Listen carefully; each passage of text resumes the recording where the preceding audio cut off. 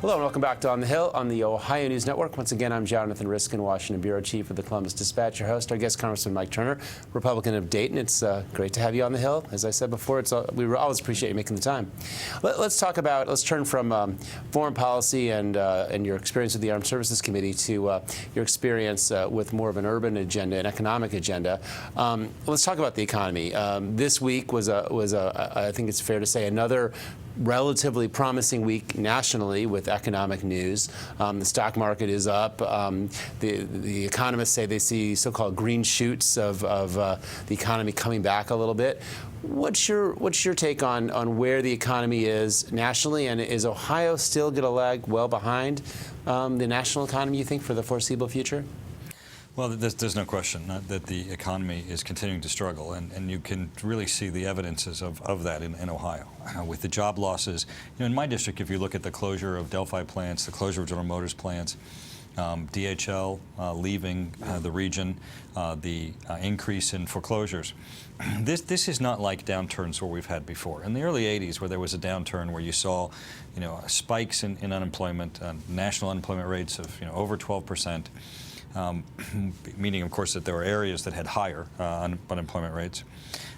There wasn't this fear of a structural shift. There were downturns, there were slowdowns, but people waited for demand to pick up and for calls back to their jobs. For Ohio, this is going to be a very struggling time because as we look, especially to my district, we're looking at actual business closures, jobs going away, plants being closed. So the turnaround, we're certainly looking for the bottom nationally in the economy where we see that turnaround, where we see, as you were saying, what the economists are hoping to see this turnaround. But for us, it's really going to be a significant effort to try to look back into the economy of Ohio and how do we rebuild it? How do we bring jobs back to these regions? Well, one area that's talked about a lot are so-called green jobs, and we can talk a little bit maybe about the stimulus package, that $787 billion stimulus package that Republicans pretty much uniformly voted against. Do you believe that the stimulus package, notwithstanding your objections to it, is working at all in Ohio and nationally? Do you see that money coming in or starting to come in and work? And is green jobs and some of that money is targeted at creating so-called green jobs, energy jobs? Is some of that money going to help Ohio?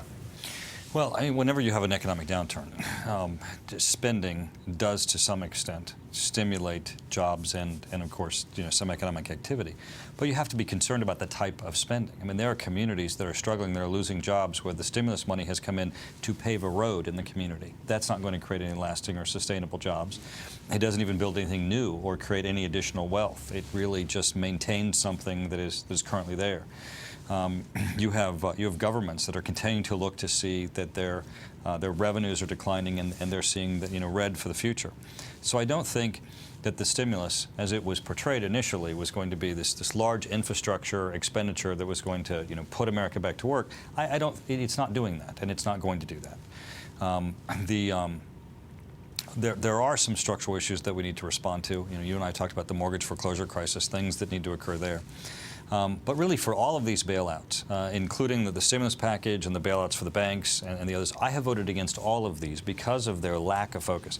We recently had Assistant Secretary Kashkari before our subcommittee, Government Reform. Ours is the subcommittee where you see people raise their right hand and testify.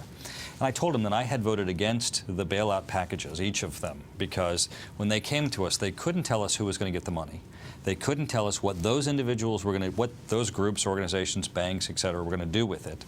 They couldn't tell us how much it was overall going to take, but they also couldn't tell us what practices should be prohibited that got us there in the first place. And I asked him, do you have an answer to those 4 questions today? And throughout his testimony, he could not offer the committee testimony as to who should get the money, how are we going to fix this problem, and what they're going to do with the money.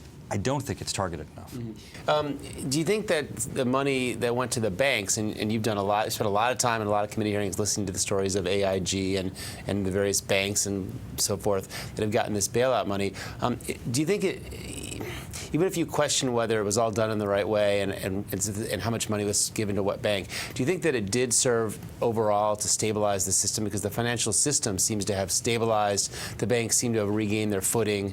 There are some questions, this being raised this week about these so-called stress tests, whether some banks still need more money. But overall, do you think that even if it wasn't done the way you would have done it, did it serve to sort of keep the system from falling off a cliff? or was it just a big waste of money in your mind? Well, and I think history will have to tell us whether or not it worked, or whether or not people became more confident that the federal government standing behind the stability of their deposits and monies that are in the banks made the difference.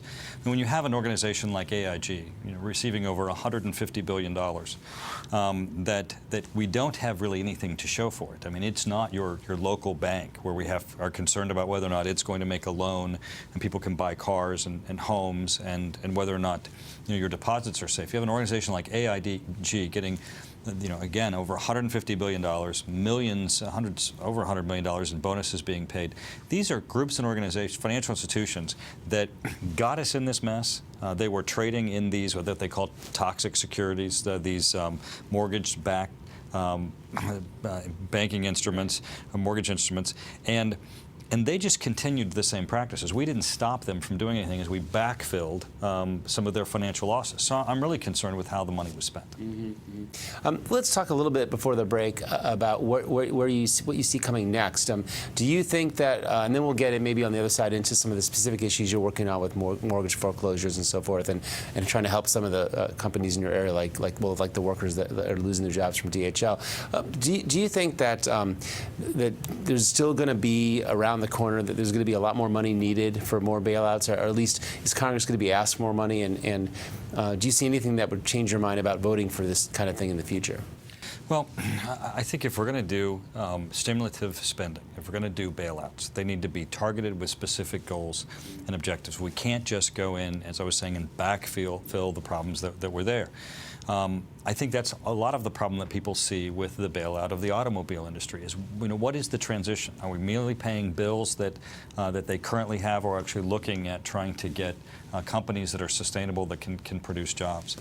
I think overall, though, almost every economist, when they come and talk to Congress to tell us what are the root problems in our economy that need to be addressed, they identify basically two issues. That we have budget deficits and trade deficits that are not sustainable. Well, right now, Congress has not taken up those two issues. If we're trying to address the budget deficits, extra spending is not going to do it.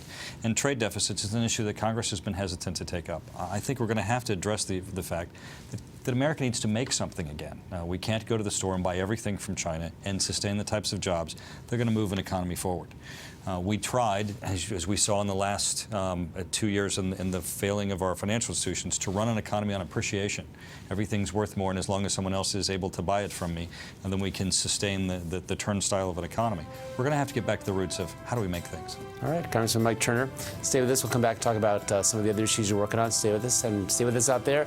Be right back to On the Hill on the Ohio News Network.